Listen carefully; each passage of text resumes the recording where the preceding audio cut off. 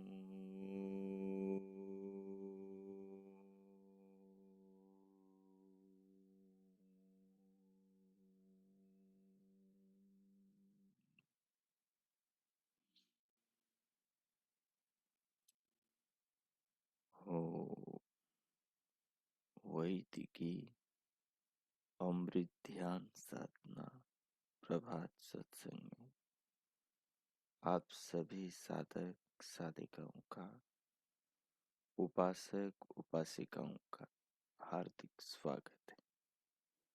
आइए आज के ब्रह्म मुहूर्त में, आज की ब्रह्म वेला में भी हम उन महान प्रभु, सर्वशक्तिमान, सर्वज्ञ, सर्व जगदाधिकारी जगत पिता परमेश्वर के अनंत गुणों का गान करते हुए उनकी अनंत कृपाओं को अपने जीवन में, जगत में, संसार में और शरीर में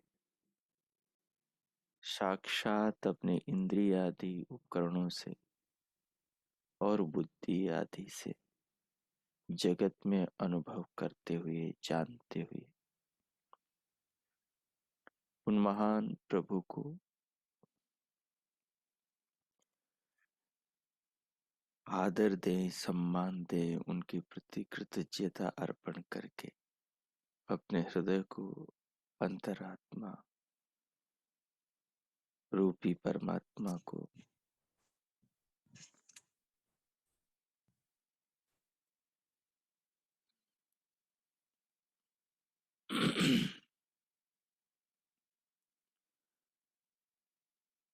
आत्म कल्याण में सहायक बनाए।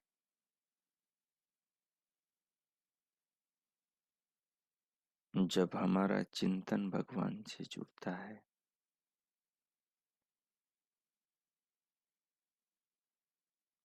तो हमारा ज्ञान निरंतर बढ़ता जाता है और अज्ञान निरंतर कम होता जाता है। जीवन में ज्ञान के संस्कारों की वृद्धि अज्ञान में पड़े संस्कारों का नाश करती जाती है। जैसे वस्त्र के मैल को साबुन की कास्टिक दूर कर देती है, वैसे ही ज्ञान की शक्ति अज्ञान के पड़े संस्कारों की गंध को, दुर्गंध को, बुराई को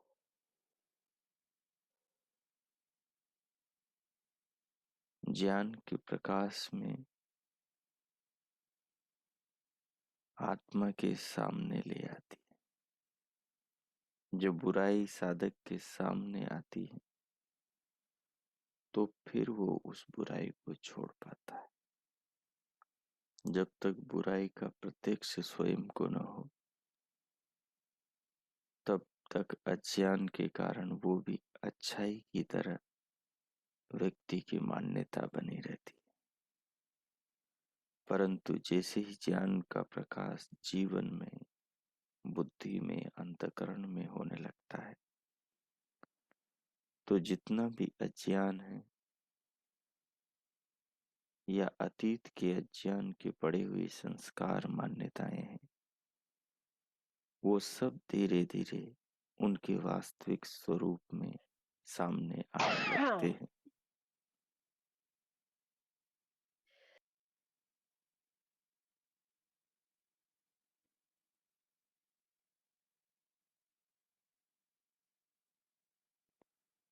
वो सब शनै शनै उनके सामने आने लगती है और जीवन से वो बुराइयां दूर होने लगती हैं। इसलिए हमें सतत ज्ञान के संस्कारों को बढ़ाना चाहिए, जिससे अज्ञान के संस्कार नष्ट हो और अंत में पूर्णतः दग्ध बीज हो। ज्ञान के संस्कारों की वृद्धि होती है स्वयं को भगवान से जोड़ने से। ज्ञान का जो मूल स्रोत है वो भगवान है, वो ईश्वर है, वो परमेश्वर है। जब हम परमेश्वर से जुड़ते हैं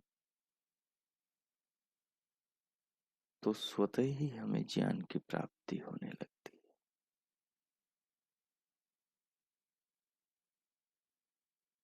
सो आइए अपनी आत्मा को परमेश्वर से जोड़ें, परमेश्वर की कृपाओं को,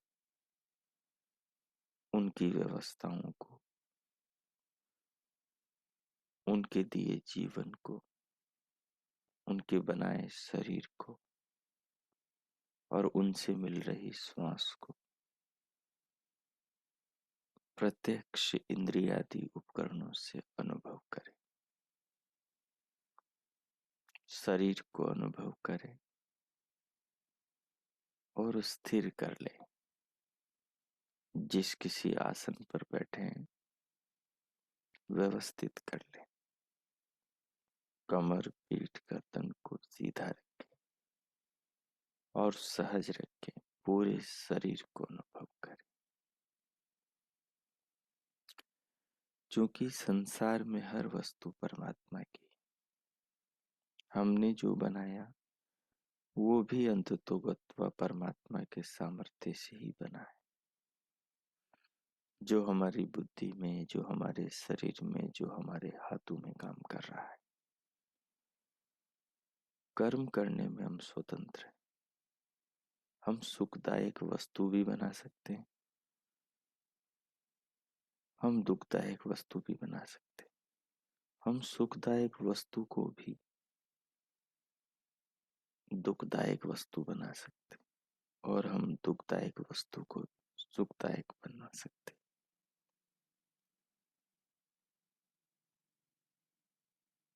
हर वस्तु औषधि भी है और हर वस्तु विष भी है।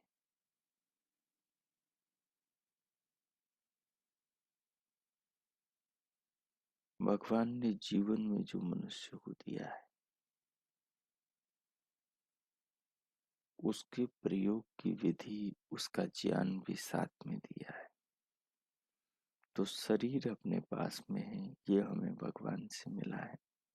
इसके प्रयोग की विधि भी भगवान ने हमें बताई। और जितने भी इस शरीर के सर्वश्रेष्ठ लाभ लेने की विषय हैं, उनमें सबसे जो सर्वोत्तम विषय है वो आत्मा को जानना, विश्व को जानना और परमात्मा को जानना पाना, यही इस शरीर का प्रमुख उद्देश्य है। इस शरीर को पाकर मनुष्य अधःपतन की ओर भी जाता है और इसी शरीर को पाकर मनुष्य उत्थान की ओर, कल्याण की ओर भी बढ़ता है। तो जिस आसन पर हम बैठे हैं, जिस शरीर को, अपने शरीर को हम अनुभव कर रहे हैं, इस शरीर को हम अपने आत्मा के कल्याण की ओर कैसे प्रयोग करें, उसकी विधि साधना है, ध्यान है, प्रभु स्मरण है, आत्मानुभूति है, भगवान की कृपाओं का प्रत्यक्ष अनुभव है।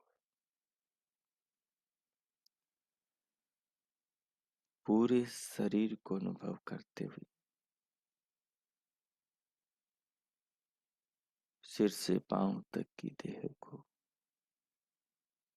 अनुभव करते हुए, बाहर से भीतर आने वाली श्वास को, प्राणवायु को अनुभव करें।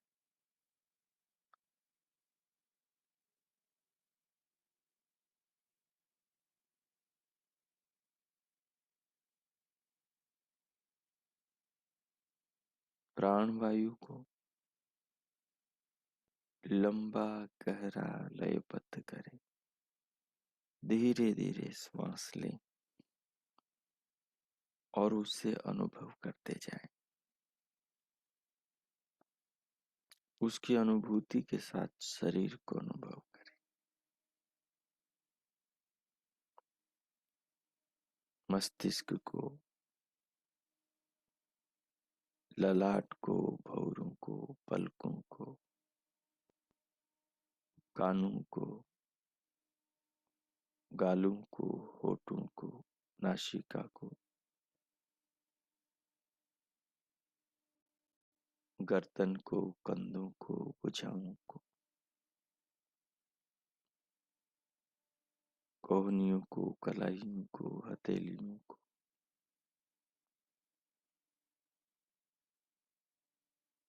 पीठ को, छाती को, उदर को, कटी प्रदेश को, जंघाओं को, घुटनों को, पिंडलियों को, टखनों को, एड़ियों को, तलवों को, पंजों को, पूरे शरीर का अनुभव करें।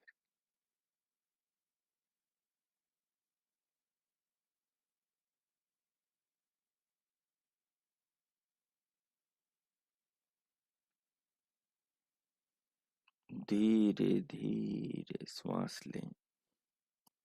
जब श्वास भर जाए, छोड़ने का मन करे, तब प्रश्वास को धीरे धीरे छोड़े और फिर से श्वास ले लें। श्वास लें, थोड़ा रोकें, फिर छोड़ें, पूरे शरीर को अनुभव करें।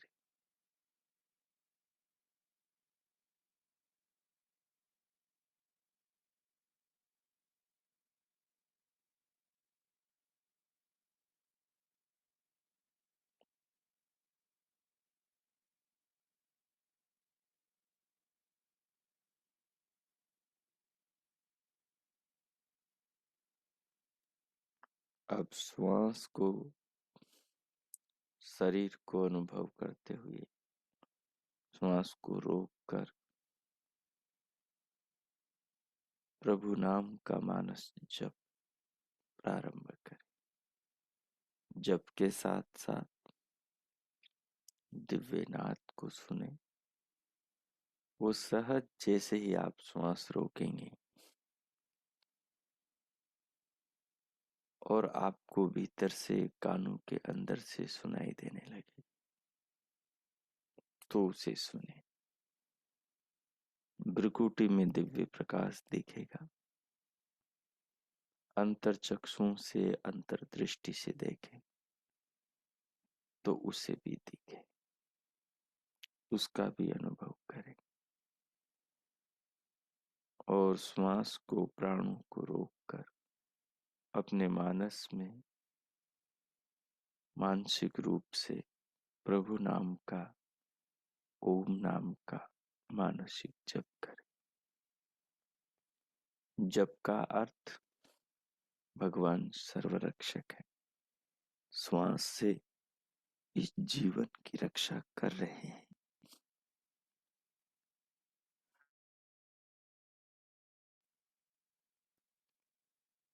इन प्राणों से इस शरीर की रक्षा, इस जीवन की रक्षा कर रहे हैं, ऐसा अनुभव करें। शरीर की रक्षा के लिए ऑक्सीजन बना रहे हैं और शरीर की रक्षा के लिए सारे खाद्य पेय पदार्थ बना रहे हैं। शरीर की रक्षा के लिए पृथ्वी को धारण कर रहे हैं, जल बना रहे हैं। शरीर की रक्षा के लिए सूर्य से धरती को थामे हुए हैं, चंद्रमा से सारी औषधियों को रसवान करते हैं, सारे सौर परिवार के सभी घटकों से मनुष्य को जीवन दे रहे हैं। सारे काम सृष्टि में अनंत व्यवस्थाएं और अनंत नियम भगवान के केवल हम मनुष्यों के लिए काम कर रहे हैं। यही परमात्मा का प्रेम है, यही उनकी कृपा है, यही उनके सर्वरक्षक स्वरूप का भाव है। तो इसमें अपने मन को, स्वयं को एकाग्रचित करें। इस भाव में स्वयं को डुबो दें, इस भाव से स्वयं को सराबोर कर ले और फिर प्रभु के नाम का मानस में जप करें, मौन रहते हुए, और पूरे शरीर को अनुभव करें, सिर से पांव तक की देह, दिव्यनाथ को सुने, दिव्य प्रकाश को देखें और इन क्षणों के, इन पलों के, इस अनुभूति के संस्कारों से अपने चित्त को संस्कारित करें और अपने हृदय को निर्मल पावन करें। ओम कीजिए। 5 मिनट यह प्रयोग आप करेंगे।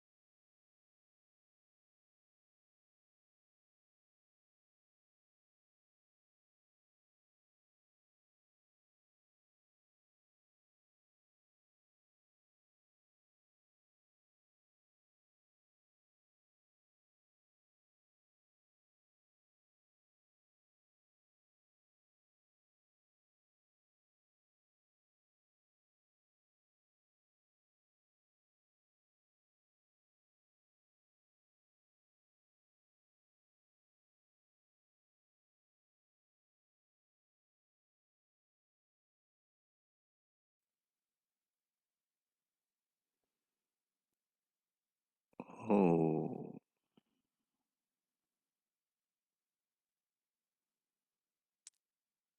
हो इस प्रकार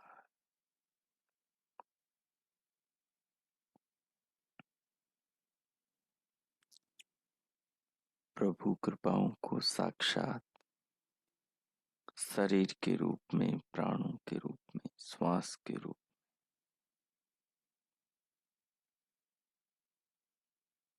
और शरीर से जिन पदार्थों को जीवन मिल रहा है, उन पांच भौतिक सभी वस्तुओं के प्रति स्वयं को जागरूक करते हुए, उन्हें अपने चिंतन में लाते हुए उनके निर्माता विधाता परमात्मा का धन्यवाद करें। भगवान के नाम का मानस जप, दिव्य नाद का श्रवण और दिव्य प्रकाश का दर्शन, प्रभु प्रेम के रूप में पूरे शरीर को अनुभव और श्वास को, प्राणों को, जीवनी शक्ति को अनुभव करते हुए, जानते हुए, समझते हुए, भगवान ही इन सब के परम आधार है। उन्हीं की व्यवस्थाओं, उन्हीं के नियमों, उन्हीं की कृपाओं से ये सब हमें सहज प्राप्त है। हमारे हृदय में उनके प्रति कृतज्ञता के, समर्पण के, श्रद्धा के भाव हर पल होने चाहिए।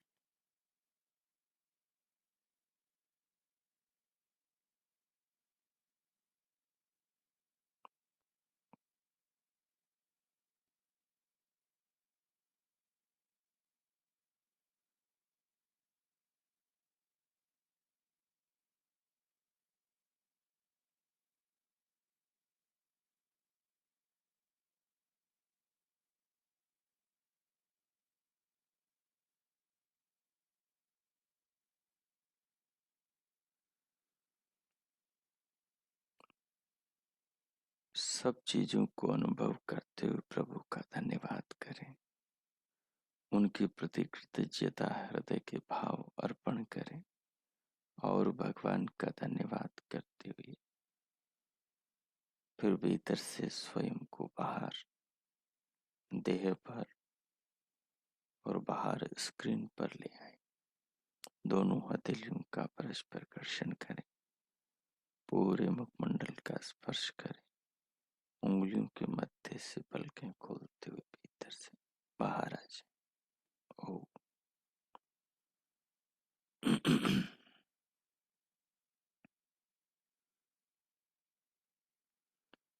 पीछे हमने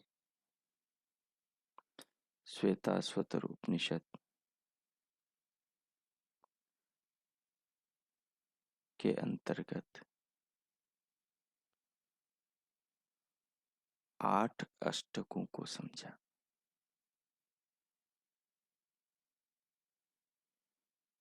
कि ये जो मनुष्य का जीवन है, इस जीवन में, इस जीवन को शास्त्रीय भाषा में इन अष्टकों के द्वारा महर्षि श्वेताश्वतर ने हमें समझाने का दर्शन दिया है, जिसके द्वारा हम इस जीवन को समझ सके कि आखिर ये जीवन है क्या। इस पूरे जीवन का जो चक्र है, वो चक्र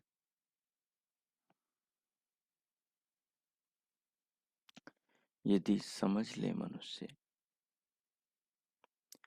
तो सारी चीजें उसके सामने जैसे शीशे में वो अपनी शक्ल को देखता है,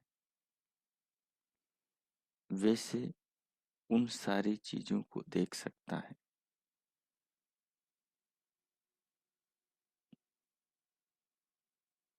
जो सारी चीजें उसके लिए या उससे जुड़ी हुई है।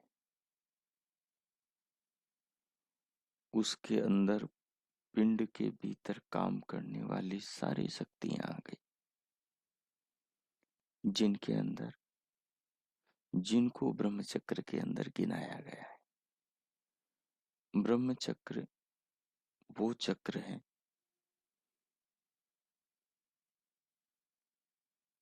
जिसे एक गाड़ी के पहिए के प्रतीक के माध्यम से समझाया गया है। उसके अंदर जो नेमी है,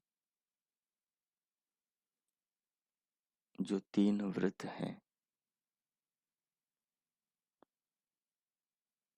16 अंतक हैं, 50 अरे हैं, 8 अष्टक हैं,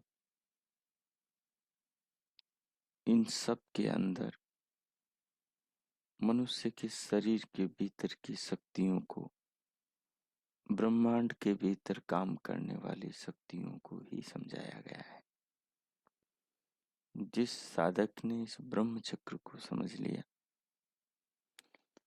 मानो उसने पूरे ब्रह्मांड के भीतर काम करने वाली मुख्य शक्तियों को जान लिया। ब्रह्म चक्र को जानकर जो इसका चिंतन करेगा, वो फिर ब्रह्म को जरूर जान लेगा। क्योंकि ब्रह्म चक्र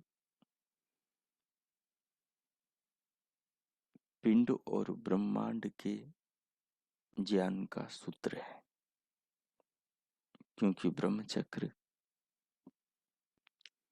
से तीनों पदार्थ जुड़े हुए हैं जो इस सृष्टि में काम कर रहे हैं। एक परमात्मा, दूसरा आत्मा और तीसरी प्रकृति, जिससे के ये सारे विकार हैं जिसे हम सृष्टि कहते हैं। तो इन तीनों तत्वों के जितने कार्य हैं, गुण हैं, स्वरूप हैं, वो सब इस ब्रह्म चक्र के अंदर आ जाते हैं, आत्मा, परमात्मा और प्रकृति के। तो अब तक हमने ब्रह्म चक्र के अंदर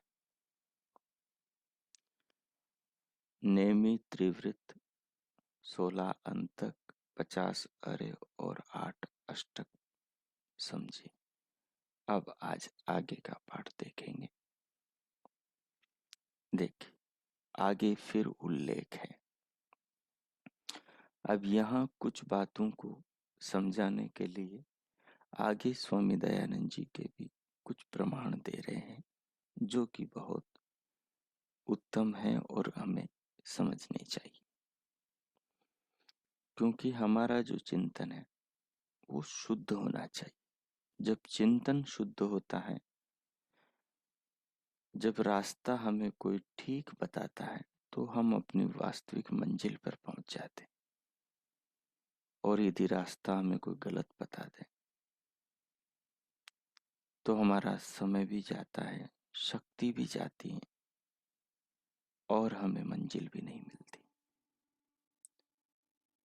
इसलिए हम रास्ते से भटके नहीं, ठीक रास्ते पर चले।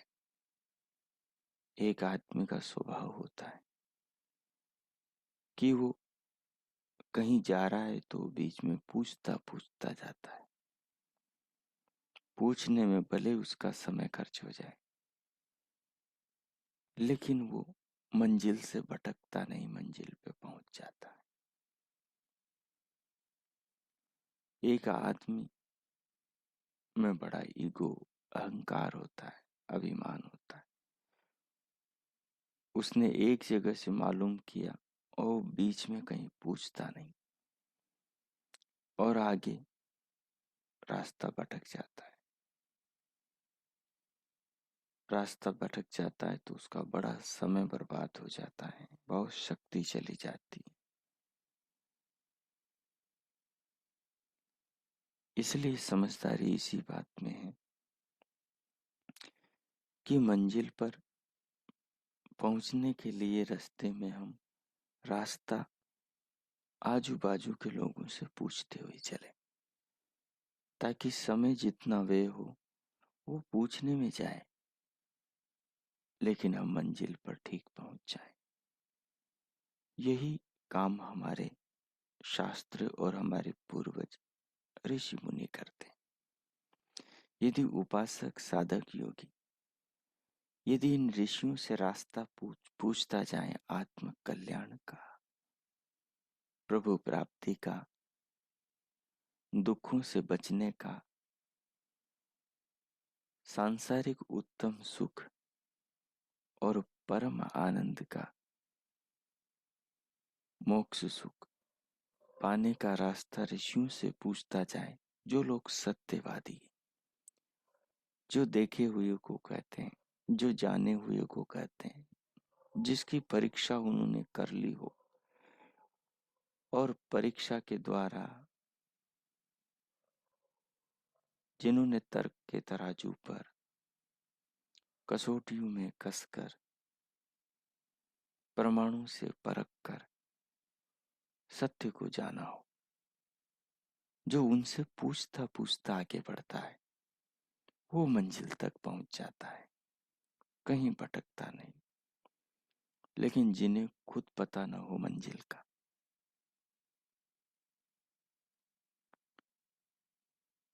जो ज्ञानियों के संगत न करता हो, जो सत्यवादियों के साथ जुड़ा न हो,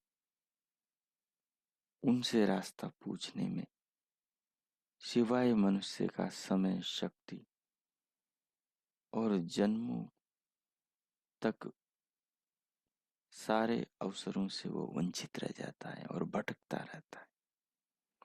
इसलिए हमें रास्ता उनसे पूछना है जिनका जीवन हर दृष्टि से महान है, जो सत्यवादी हैं, जो साक्षात्कृत धर्मा है, सत्य को देखने वाले हैं, और वो है हमारे पूर्वज ऋषि मुनि। तो उन्हीं पूर्वज ऋषि मुनियों में से हम महर्षि श्वेताश्वतर मुनि के श्वेताश्वतर उपनिषद को पढ़ रहे हैं, और इसमें जो भी हमें मिल रहा है ये सब रास्ते हैं, ये हमें बताते जा रहे हैं, हम रास्ते पर चलते जा रहे हैं, तो हम कभी भटकेंगे नहीं। बीच बीच में टीकाकार ने स्वामी दयानंद जी के प्रमाण दिए, क्योंकि महर्षि उन महान महर्षियों के अनुगामी हैं जो रास्ता जीवन में भटके नहीं, जो ठीक अपनी मंजिल पर पहुंचे हैं। उनके अनुभव, उनके तर्क, उनके शास्त्र इस बात का प्रमाण है। हमारे गुरु उनके अनुगामी हैं, इसलिए हमें जो भी बीच में जहां से ऋषियों का मार्गदर्शन मंजिल की ओर बढ़ने के लिए मिलता है, तो उसको बहुत आदर और सत्कार के साथ समझपूर्वक स्वीकार करना चाहिए, और तदनुसार हमें आगे बढ़ना चाहिए। तो फिर सफलता हमें अवश्य में वो मिलती है। सो आइए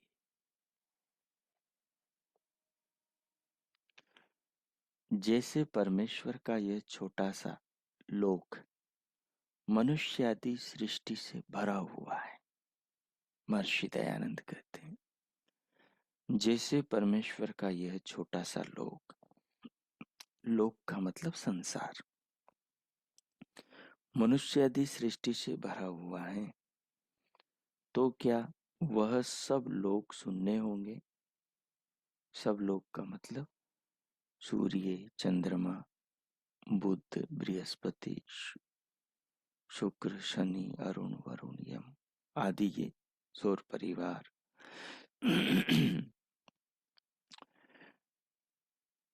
के सारे घटक और सारी आकाश गंगाएं, क्या ये खाली होंगे? परमेश्वर का कोई भी काम निष्प्रयोजन नहीं होता, तो क्या इतने असंख्य लोकों में मनुष्य आदि सृष्टि न हो तो सफल कभी हो सकता है? मतलब ऐसा हो सकता है, इसलिए मतलब नहीं हो सकता, इसलिए सर्वत्र मनुष्य आदि सृष्टि है। अभी अपने गुरु जी की बात है, महर्षि स्वामी दयानंद जी की। ठीक है। और महर्षि ऋषियों के परम अनुगामी हैं, और ऋषियों से भी ज्यादा वो वेद को स्वतः प्रमाण मानते हैं। तो आप संसार में सर्वत्र देखते हैं, हर वस्तु का अलग अलग प्रयोजन होता है, एक समान प्रयोजन नहीं होता। हम मकान में रहते हैं, हम कार में रहते नहीं, केवल उसे यात्रा करते हैं।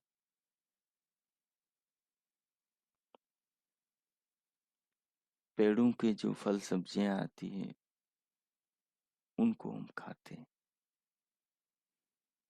उनके पकवान बनाते हैं।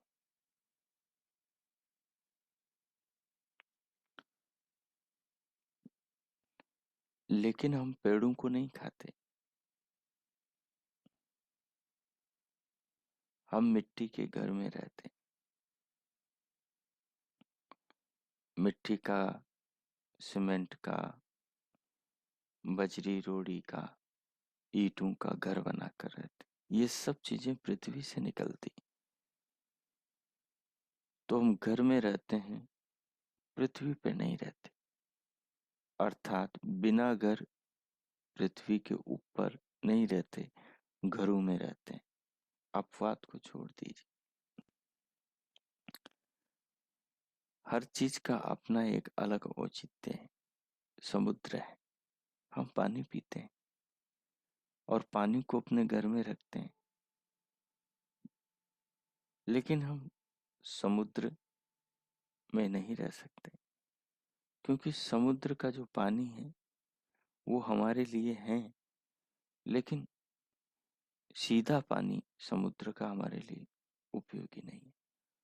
वो ईश्वरीय व्यवस्था से जब मीठा होकर वर्षा के रूप में बरसेगा तब हमारे लिए उपयोगी होगा। समुद्र में हम नहीं रह सकते। समुद्र में जलीय जीव रहते हैं, वो उसमें रह सकते हैं, वो उनके अनुकूल है, क्योंकि उनका शरीर जलीय शरीर है। हमारा शरीर पार्थिव शरीर है, हम पृथ्वी पर रह सकते हैं, और जलीय प्राणी जल के अंदर रह सकते हैं। वायवीय प्राणी जो हवा में विचरण कर सकते हैं, पक्षी हैं वो हवा में उड़ सकते हैं, मनुष्य हवा में नहीं उड़ सकता। नहीं जलीय प्राणी हवा में उड़ सकते। हाँ, कुछ प्राणी उड़ सकते हैं जो जल में भी रह सकते हैं और हवा में भी उड़ सकते हैं, लेकिन सारे नहीं उड़ सकते। और नहीं हवा में उड़ने वाले सारे प्राणी जल में रह सकते हैं, और नहीं मनुष्य जल में रह सकता है, और नहीं जल के सारे प्राणी बाहर धरती पे रह सकते हैं, जल के बाहर।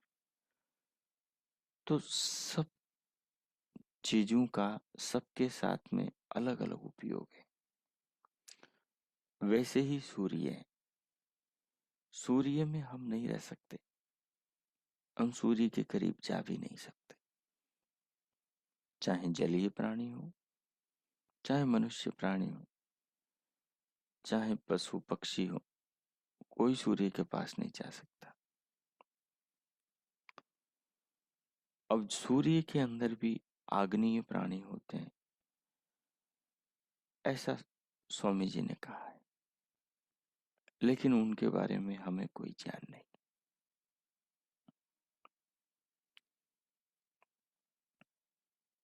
कि सूर्य के अंदर भी आग्नेय प्राणी, क्योंकि सूर्य भी तो किसी चीज से बना है, बना तो प्रकृति से ही है सूर्य। सूर्य जो बना है वो सत्व रजतम से ही तो बना है सूर्य। एक अंगेरा है लकड़ी का, जब तक वो जलता नहीं, उसमें अग्नि प्रकट नहीं होती, तब तक उससे खेलते हैं बच्चे। लेकिन वो प्रज्वलित होता है, उसके बाद में उसको छू नहीं सकते,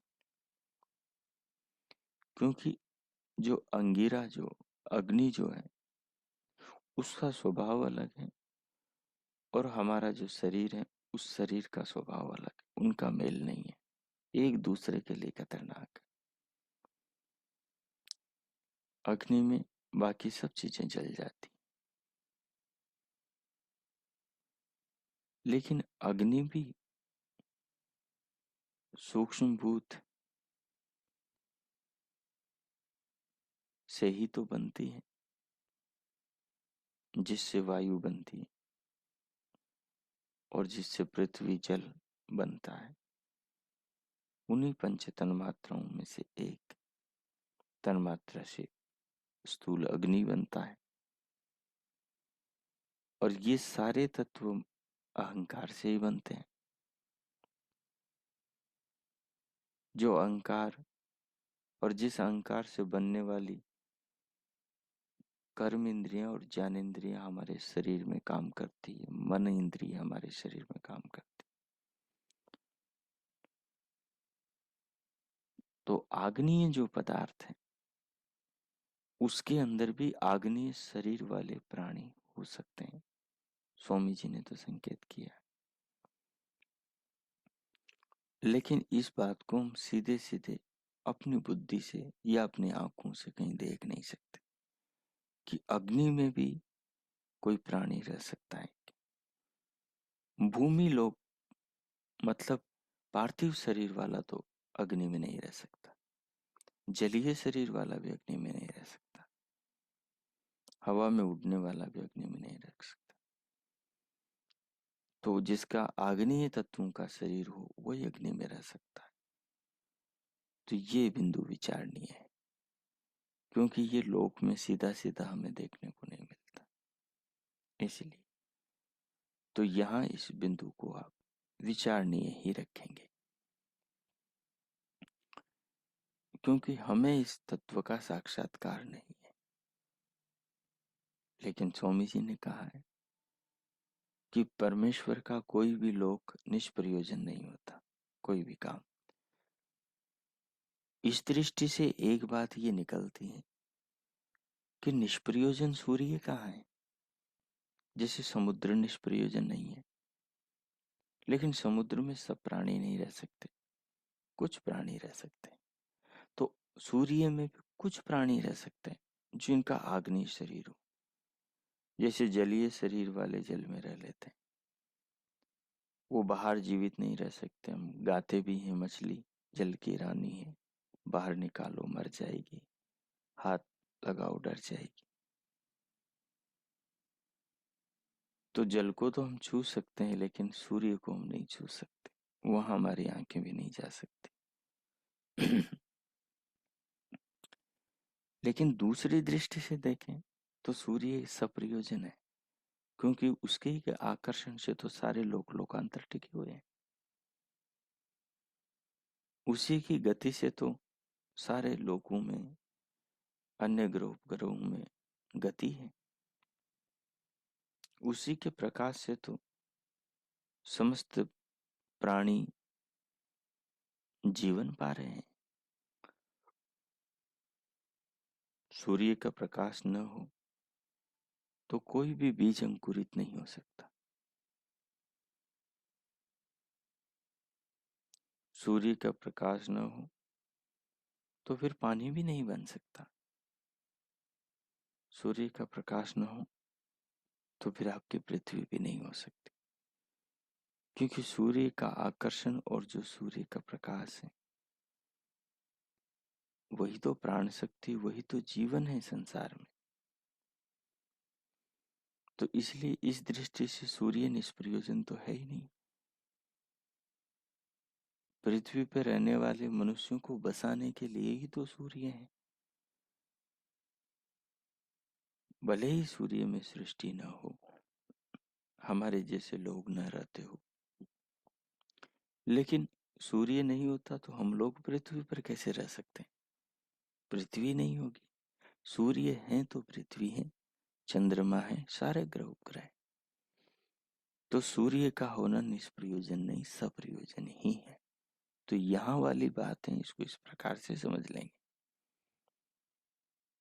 कई लोग इस पर तर्क देते हैं कि सूर्य में कहा कैसे आदमी रहेगा। ये तो ऋषि दयानंद ने गलत बात कही, लेकिन ऐसा नहीं है, उन्होंने सही कहा। हमारी समझ में भेद हो सकता है। आगे यह महत्वपूर्ण स्थापना भी की गई। प्रश्न, जैसे इस देश में मनुष्यादि की आकृति अवयव हैं, वैसे ही अन्य लोकों में भी होंगे व विपरीत व नहीं होंगे। उत्तर, कुछ आकृति में भेद होने का संभव है। जैसे इस देश में चीनी, हबसी और आर्यावर्त यूरोप में अवयव और रंग रूप और आकृति का भी थोड़ा थोड़ा भेद होता है। इसी प्रकार लोक लोकांतरों में भी भेद होते हैं। किनमें? प्राणियों में। परंतु जिस जाति की जैसी सृष्टि इस देश में है, वैसी सृष्टि वैसी जाति की सृष्टि अन्य लोकों में भी है। जिस जिस शरीर के प्रदेश में नेत्रादि अंग है, उसी जाति के अवयव भी वैसे वैसे ही होते हैं। और भी एक बड़ी बात यहाँ लिखते हैं, जिन वेदों का इस लोक में प्रकाश है, उन्हीं का उन लोकों में प्रकाश है व नहीं। उत्तर, उन्हीं का है। जैसे एक राजा की राज्य व्यवस्था नीति सब देशों में समान होती, उसी प्रकार परमात्मा राज राजेश्वर की वेदोक्त नीति अपने अपने सृष्टि रूप सब राज्य में एक सी होती।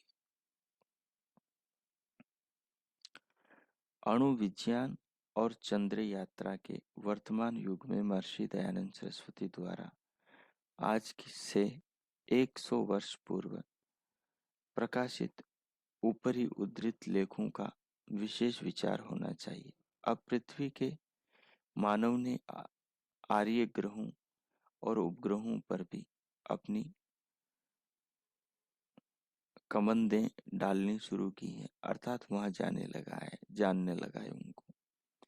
गुणाष्टक, ये कुछ बातें हैं जो आधुनिक दृष्टि से और लौकिक दृष्टि से देखते हैं तो समझ में उतनी आती नहीं कि सूर्य पर कैसे लोग रह सकते हैं, लेकिन हमारे शरीर जैसे शरीर वाले तो रह ही नहीं सकते। लेकिन ये लोग निष्प्रयोजन नहीं है। यदि स्वामी जी ने लिखी जो बात है, क्योंकि वो योगी थे और वो ऋषि थे, वो समाधि संपन्न सिद्ध पुरुष थे, उनकी दृष्टि में वो जानकारी हो सकती। हम समाधि संपन्न नहीं है, हम उस प्रकार के योगी नहीं है कि उन तत्वों को समाधि द्वारा वर्तमान में जान सके। इसलिए इस बिंदु को विचार नहीं रखेंगे। आगे गुणाष्टक। गुणाष्टक के अंतर क्षमा, दया, अनुसूया, शौच, अनायास, मंगल और अकृपणता और अस्प्रिय, ऐसे ऐसे और भी कई अष्टक कल्पित किए जा सकते हैं।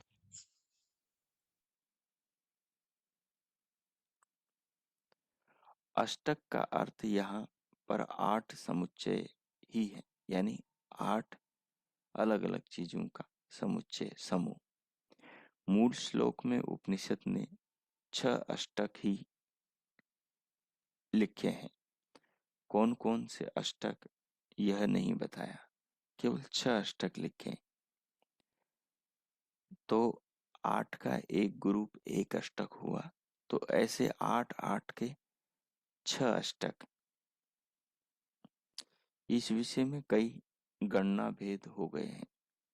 नाना प्रकार के रूपों वाली एक फांस, ब्रह्मचक्र की एक फांस कामना ही है, जो कि फांस कहते हैं जो लकड़ी की बनी रहती है और जो एक अरे को दूसरे अरे से जोड़ती है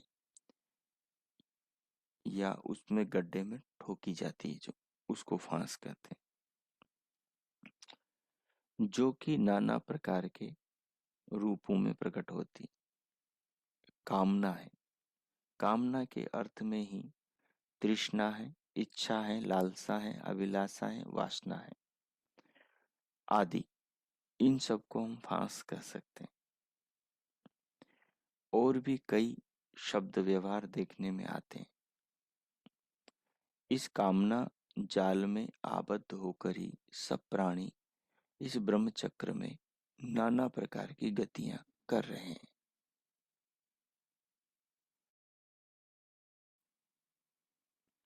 इन शब्दों पर हमने चिंतन कैसे करना है, वो तो जब हम ब्रह्म चक्र पर ध्यान करेंगे तब वो चीज आपको समझ में आ जाएगी कि इस पर चिंतन कैसे करना है। तो फांस का मतलब है जो लकड़ी का लकड़ी की गाड़ी का जो पहिया होता है, उस पहिए के अंदर फांस ठोकी जाती। यदि आप में से किसी ने चारपाई देखी हो, वैसे तो सबने देखी होगी, लकड़ी वाली चारपाई जिसमें चार पाए होते, ठीक है। तो वहां जो उसके पग होते हैं, तो पग में जो डंडा लगाते हैं, वह उसमें ढीला हो तो एक फांस ठोक देते हैं। जैसे किवाड़ खोलते हैं, किवाड़ के नीचे जगह हो और वो बार बार वापस आ रहा हो, ढीला हो, तो उसके नीचे फांस लगा देते हैं, उसी को फांस बोलते हैं। तो उसी को, उस फांस को ही यहाँ पर इन्होंने अभिलाषा, कामना, लालसा, तृष्णा, इच्छा, वासना आदि शब्दों के रूप में लिया है। तो उस पर आगे हम विचार करेंगे। अब तीन प्रकार के जो मार्ग हैं उन पर अगले पाठ में विचार करेंगे। आज के पाठ को इतना ही रखेंगे। अब 2 मिनट हम ध्यानस्थ होकर प्रभु का धन्यवाद करेंगे, फिर शांति पाठ करेंगे। ओ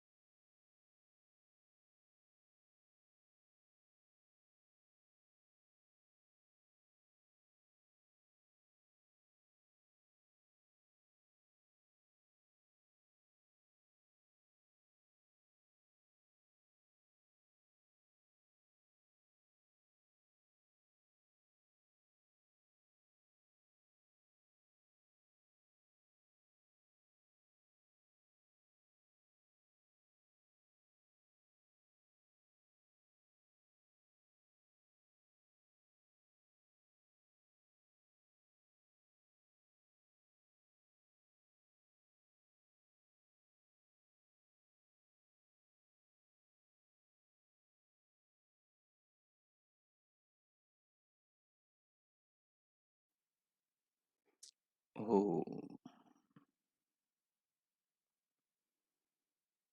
ओ इस प्रकार भगवान का धन्यवाद करते हुए, उनकी प्रति कृतज्ञता भाव अर्पण करते हुए अब हम शांति पाठ करें। ओम।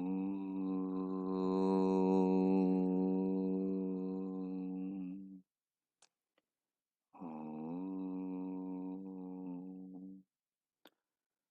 ओम शांति शांति शांति।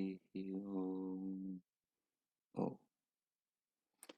आप सबका आज का दिन शुभ हो, मंगलमय हो। प्रभु से सबके लिए बहुत बहुत मंगल कामनाएं। ये ज्ञान हमारे जीवन में हमारी उन्नति में सहायक बने और हमारा जीवन सफल हो। सबके लिए भगवान जी बहुत बहुत शुभकामनाएं।